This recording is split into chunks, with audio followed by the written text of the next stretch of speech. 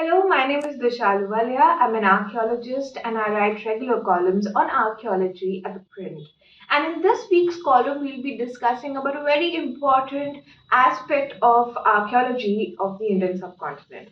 Now, as I've already discussed in many of my columns previously, and if you do follow archaeology or history, you would know that archaeology is not just limited to early cities, it's not limited to only historical period, but actually goes as far back as the prehistoric times, that is the early Paleolithic period or the Old Stone Age. And in India, Old Stone Age is now dated to about 1.7 million years ago to about 1.5 million years ago. So that is a tentative time period of the earliest dated evidence of early Paleolithic in the Indian subcontinent. In today's column, we won't be discussing about prehistory, but we will be going way ahead in timeline to about third millennium BCE. Now, third millennium BCE is a watershed period in Indian history in the past of in the collective past of Indian subcontinent. That is a period where early cities starts to emerge. You would know about the early cities of Mohenjo-daro, Harappa, Dholavira, Lothal, Rakhigarhi. These early cities starts to emerge. Urban character starts to emerge about third millennium BCE. Of course, there is a continuous evolution of Harappan culture, which we see right from about 5000 BCE and about third millennium BCE, which is about 2600 BCE. You start to find the characteristics of cities starts to sort of, we start seeing the characters of cities about this time period, about 2600 BCE. Slowly, about post 2000 BCE, these urban characters starts to disappear. Now, a lot of factors have actually been discussed in academia. A lot of historians and archaeologists come forward to put their theories and their a lot of evidence which points to the factors affecting or leading to the decline of urbanization or the first urbanization of the Harappan civilization. One of those factors is, of course, the climatic change. River Ghaggar starts to dry up, and because of that, a lot of these urban characters and the trade matrix and the city matrix starts to collapse. After the collapse, which is about around 2000 to 1900 BCE, comes the period of late Harappan. Now, late Harappan is a period where uh, few remnants of few parameters, few aspects of urbanization or characteristics of urbanization or the characteristics of her Harappan cultures penetrates are still in existence, along with various other elements being introduced as well in the cultural milieu. By that I mean that you still find evidence of script, but then the characteristic of seals change. You still find these Harappan cities like Dholavira in existence, but you don't find big city planning. You starts to see that the city planning has disappeared. There is a haphazard sort of a layout plan that comes in play around 1900 to 1500 BCE. Now, back when in 1920s to 1940s, when Harappan archaeology was still, was very prominent after the discovery of Harappa and Mohenjo-daro, a lot of attention was being paid to the first urbanization, rightly so, because it sort of pushed back the antiquity of India and Indian subcontinent to third millennium BCE. A lot of attention was, of course, paid to that aspect back then. But in this regards, when archaeologists decoded the whole transformation and evolution of Harappan culture, they came across a particular hurdle. Post 1500 and around the time of the birth of Buddha, which is 6th century BCE, they did not find any particular culture which would fill in this gap. So, for a very long period of time, they couldn't find any archaeological culture which would fill in this gap, right from the decline of Harappan civilization to 6th century BCE, which is the time period of the birth of Buddha, and then subsequently rise of Janpads, the republics, early republics of ancient India. Now, this time period was, by many early scholars, was termed as the Dark Age. Many scholars claim that in India there was a supposed Dark Age, and it was the migration and earlier alleged invasion that really brought India out of the Dark Age. For a really long period of time, the story continued, this particular theory continued to exist, and many archaeologists, although they refuted this very aspect, this very thought, but there were no conclusive archaeological evidence to prove otherwise. Cut to 19 post independence 1947.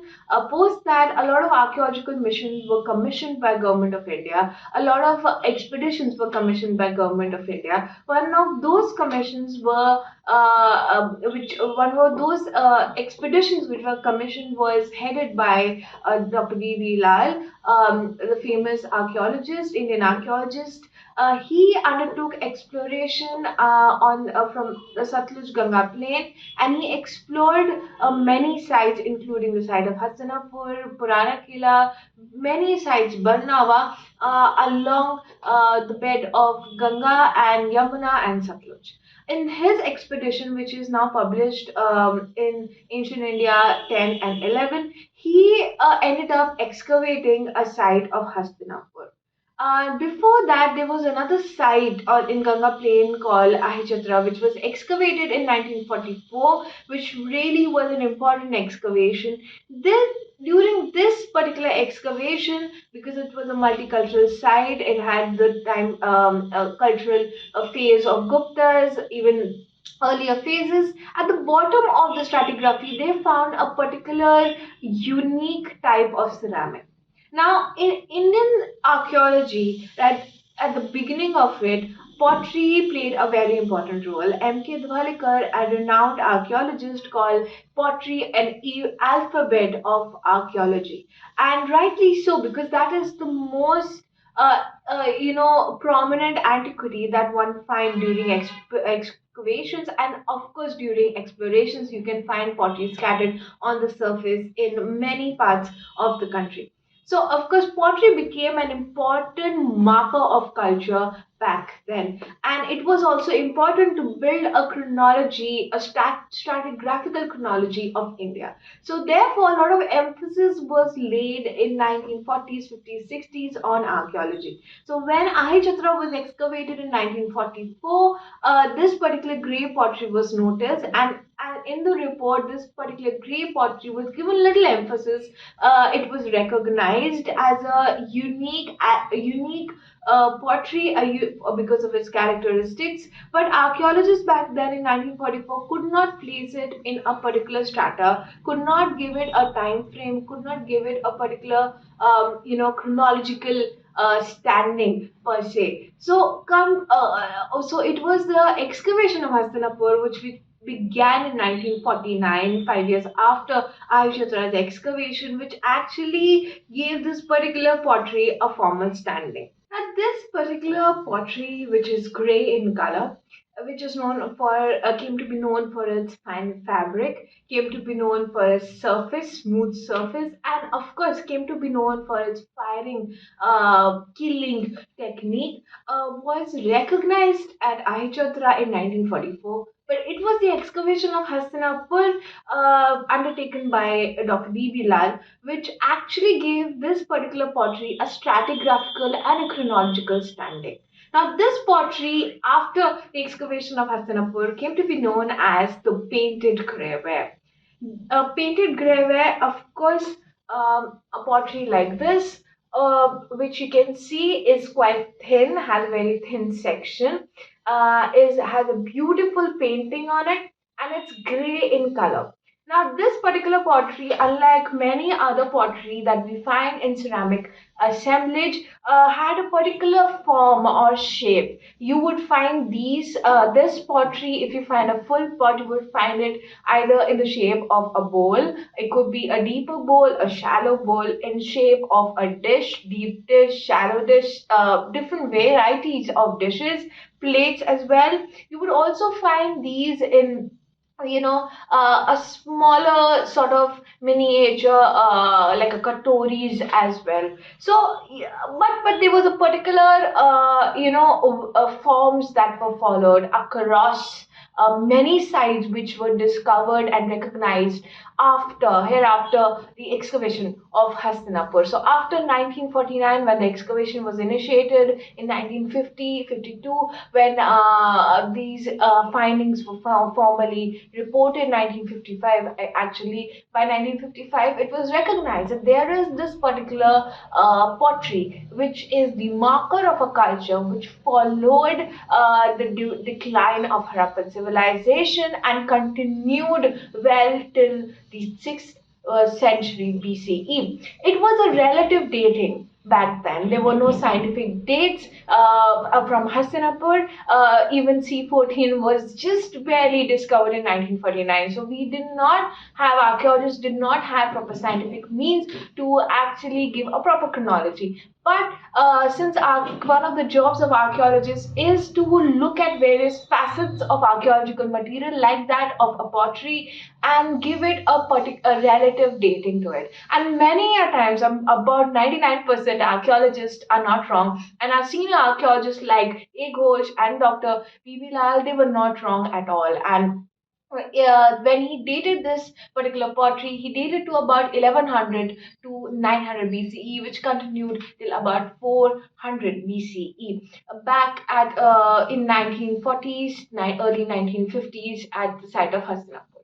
After that, many sites were excavated. Bhagwanpura, Ropar, Atranjikhera was excavated, and various other important sites, even Purana Qila was also excavated. Purana Qila is in Delhi. And this particular pottery was sandwiched between, at Hastinapur, was sandwiched between another early culture, which is called the ochre color pottery culture, which is a chalcolithic or copper using culture, and then the modern period, the period of NBPW, and this particular pottery which was sandwiched between the two. Therefore, the dating which Professor Lal gave was sort of filling in the gap of between 1500 BCE to all the way to 6th century BCE.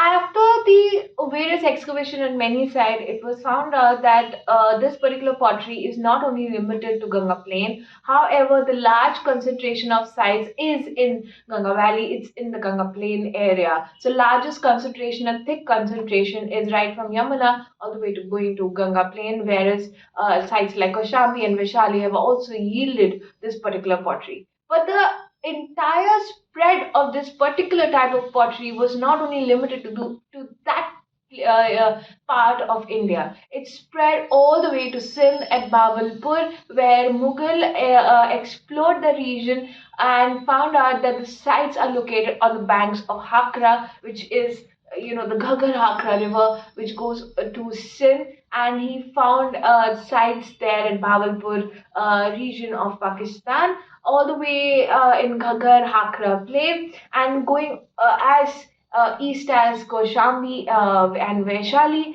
and in the north there are sites in on the foothills of Himalaya. Sites are in the Himachal region as well, and in the southern you have sites in Madhya Pradesh like Kayatha. So you could see that the spread of this pottery is not just limited to one particular region, but it's spread to a vast region. And this was noted after the pottery was recognized at the excavation of Hastinapur. Post that, many archaeologists undertook explorations, and many sites, over thousands of sites, have been dotted, and hundreds of sites, over 400 sites, have been excavated. Now, the problem which came with this particular ceramic was that it was then denoted to be a ceramic culture. In India, many cultures, archaeological cultures, are named after ceramic. Painted Grey Ware culture, NBPW culture, and the list goes on. Back then, it made sense to name a particular culture on pottery because you had no other evidence at all to sort of give a culture a name. It was very impossible to sort of understand the origin and diffusion of this particular pottery type. It was very difficult to understand various aspects, various parameters which goes on in naming a culture in the absence of any other conclusive evidence. So the pottery culture was the culture was named after this pottery, which came to be known as painted grey ware pottery. Apart from this pottery, iron is also found in the cultural complex, in the in material culture with painted grey ware and also glass. So two important technological advancements, three important technological advancements came to be in existence during this time period. One was the metallurgical advancement in a form of which we find in form of iron objects. Another was the glass, and third was this particular pottery. Now, you might see this pottery and you feel that, what is so special about this? How is this pottery defined technological advancement at all in Indian archaeological context or in our past? Now, I'll decode that for you in just this pottery is sort of the color that the pottery that we see here, which is the gray, slate gray pottery, varies slightly from dark gray to this sort of, slaty gray sort of tint. Varies, but it remains to have a uniform color. Now, if you rotate the pottery in any direction, you will find that the color is uniform. Now, this uniformity of color suggests that the killing technique, the technique of a potter which fires the particular pottery in a kiln, is advanced. The potter knows that to get this particular pottery, he needs to manage the inflow of oxygen, which sort of gives the pottery that terracotta color. So the presence of oxygen in the kiln gives clay the terracotta color, but the absence of it gives this gray color. Now, what happens is if there is complete absence of oxygen, the pottery becomes black. So you have a lot of black pottery as well. We have various forms of black pottery, and black pottery is also quite popular in the contemporary context. So once the kiln has no oxygen at all, the pottery can turn dark. So it's not that it's an easy process to get this slaty green color, gray color. A potter have to maintain the temperature.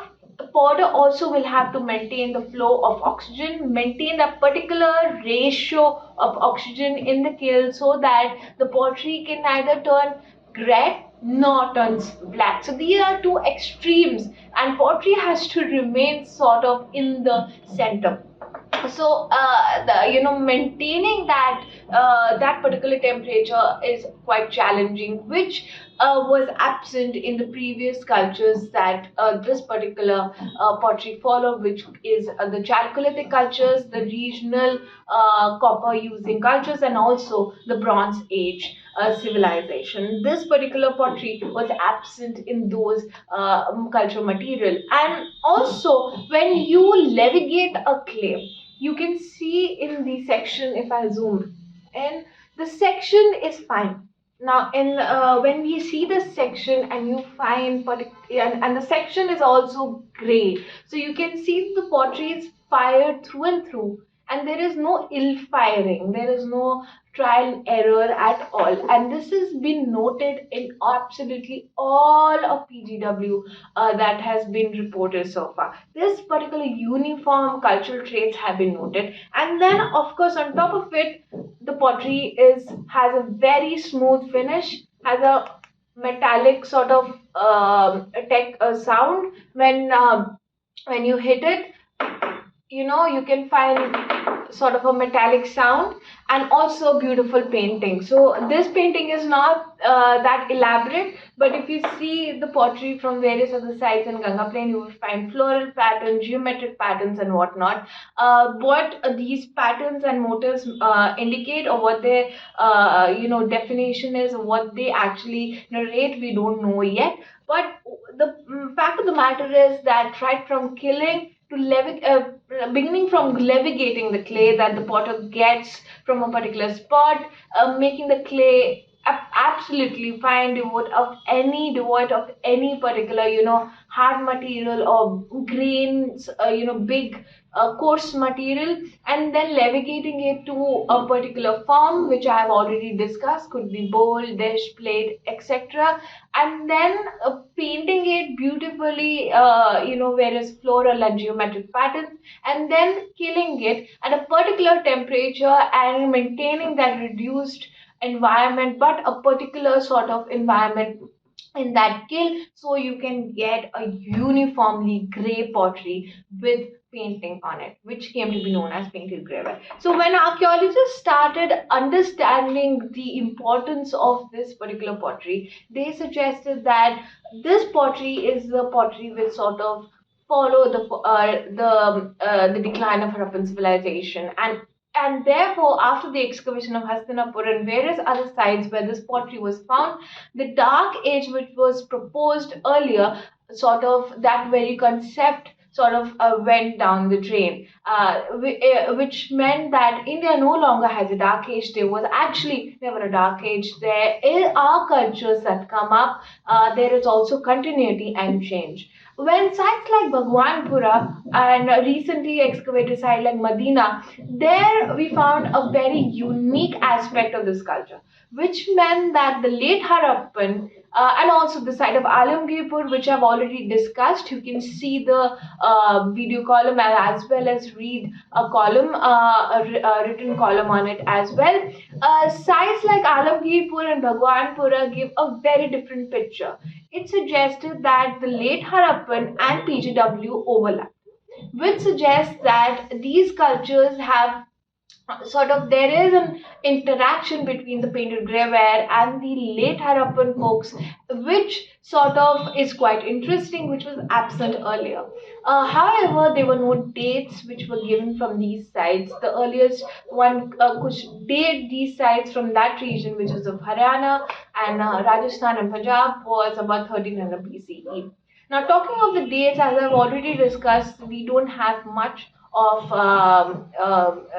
carbon 14 date or AMS dates from these sites. Bilal and other scholars propounded that perhaps this pottery had come from the west. Initially assumed that this pottery could have come from Pakistan and could have moved right into the core area of painted grey ware, which is why they termed a lot of, they suggested that these sites on Gagar Hakra are actually earlier sites, and the sites in Ganga Yamuna Dwab and Ganga Plain are the later sites. But today we get dates which actually are quite opposite. Few of the excavations that I have assisted, in fact, my own doctoral thesis is on this particular pottery, suggests that the sites in Gagar Akra actually are about dated to about 900 BCE, but there are no early dates so far. There are only two sites which are excavated.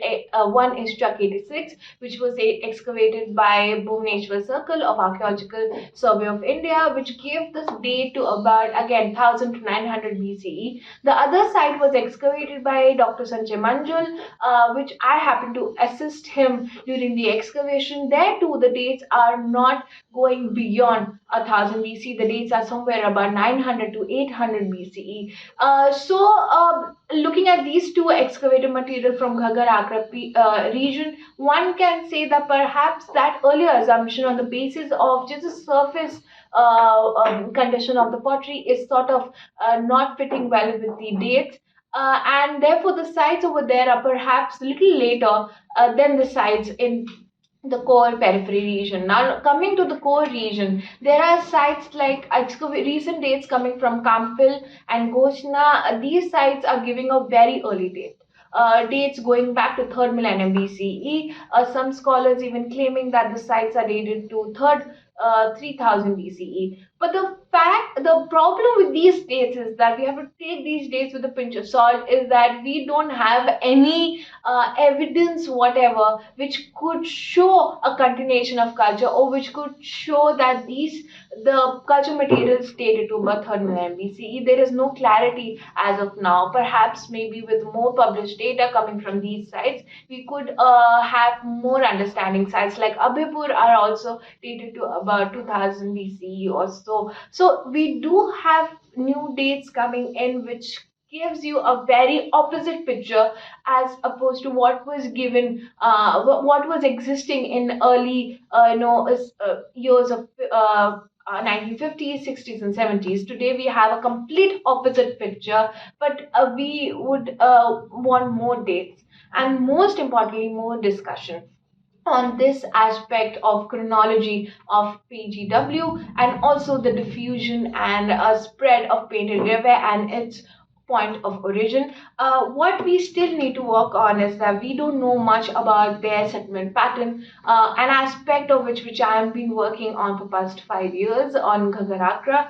We don't know their settlement layout yet. We know how big the sites are. There seems to be data available on that, but we don't know exactly in that particular site what was the layout of the settlement. We don't know their trade connection yet. We don't know about various aspects which could be intangible in nature but can be decoded with the help of tangible material. We know that iron is available, but we don't know exactly about their metallurgical expertise yet, because evidence is lacking. We still need to know about various aspect of the painted gravel culture. So we know about PGW. We know that the PGW is a marker of a pottery, but the cultural aspects, there are various research questions which still are waiting for to be answered. There is absolutely very less sites have been excavated horizontally, and I understand the reason for it. I have also assisted a site called Barnava,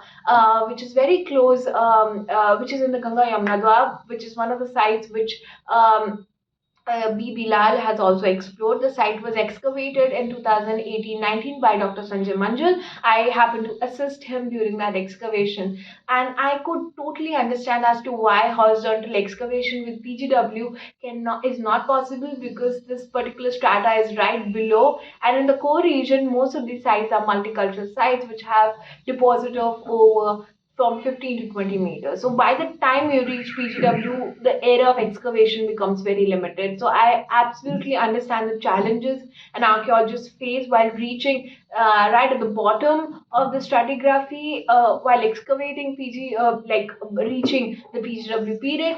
But in Ghaggar, there are many sites which are single culture sites. The site that I have assisted Dr. Manjul is also a single culture site, where we were able to take at least one trench where we could excavate horizontally. It was a limited area that we excavated. Unfortunately, the site is gone. The area that I have excavated is gone. It's been flattened to accommodate the fields that were surrounding it.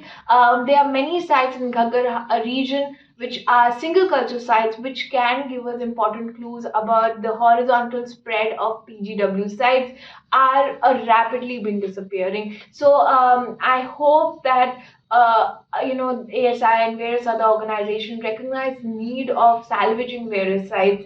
Dr. Manjul, in that project which I assisted him, were able to salvage few of the material from two of PGW sites. We have extensive excavation report of Chuck 86, which give us an important aspect, give us some clarity about it, but not in 100% clarity at all. So hoping that these various aspects are taken into consideration.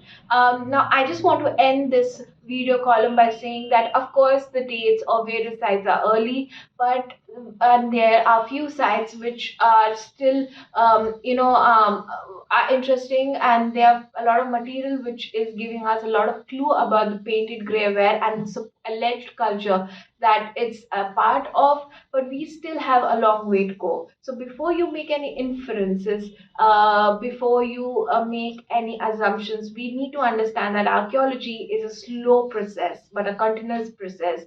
And maybe in another few years, maybe in another decade, we'll have more clarity on this cultural aspect, which is an important as a cultural period of our past. So with that, thank you so much for listening to me, and for more such interesting stories of about Indian archaeology, history, and politics and whatnot. Please follow, subscribe to the Prince YouTube channel, and follow them on various social media platforms. And I'll see you soon. Thank you.